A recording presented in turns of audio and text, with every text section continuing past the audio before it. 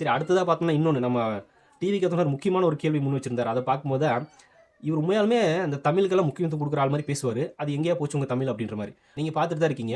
முதலில் செந்தமிழில் பேச கற்றுக்கொள் குத்தடிமையே, இதில் இந்த கூமுட்டை கலை, எழுத்தறிவு, பகுத்தறிவு கவுன்சிலின் துணைத் தலைவர் வேற அப்படின்ற மாரி துப்பியிருக்காரு. பாருங்களேன் எவ்வளோ ஸ்பெல்லிங் மிஸ்டேக்கு. இவர் போட்டிருக்கிற ட்வீட்ல மொத்தமா சேர்த்து பார்த்தாலே இவ்வளோ வார்த்தைகள் தான் இருக்கும். இந்த வார்த்தைகள எந்த அளவுக்கு தமிழ் புரிதல் இல்லாம, தமிழ்னா என்னன்னே தெரியாம, அத டைப் பண்ண கூட தெரியாம, எந்த அளவுக்கு பார்த்தீங்கன்னா ஸ்பெல்லிங் மிஸ்டேக்கோட விட்டுருக்காரு பாருங்க. இங்கிலீஷ், ஹிந்தினா கூட பரவால்ல. தமிழ்லயே பார்த்தீங்கன்னா தற்குறியா இருக்காரு இவரு. இவரு பார்த்தீங்கன்னா டிவிக்கே விஜயும், விஜய் தொண்டர்களையும் பார்த்தீங்கன்னா தற்குறி அப்படின்னு மேடை ஏறி பேசுறாரு. எப்படி? தமிழ முதல்ல சரியா படிச்சுட்டு வா. அதுக்கப்புறமா பார்த்தோன்னா, நீ தமிழ்ல கலை, இலக்கியம், பகுத்தறிவு அப்படின்ற ரேஞ்சுக்கெல்லாம் நீ பேசலாம் அப்படின்னு நம்ம தாவேகா தொடர் ஒருத்தர் காரி துப்பியிருக்காரு. இந்த தாவேகா தொடருக்கு இருக்கிற அறிவாவது கொஞ்சமாவது பார்த்தோன்னா, இந்த லூஸ் வெங்கட் இருக்கா அப்படிங்கிறது தெரியல. அப்புறம் வெளிய வந்து மக்கள தினமுமே சந்திக்கணும் அப்படின்றாரு. அவரு சந்திக்க தயார் தான். நீங்க பர்மிஷன் குடுக்க தயாரா?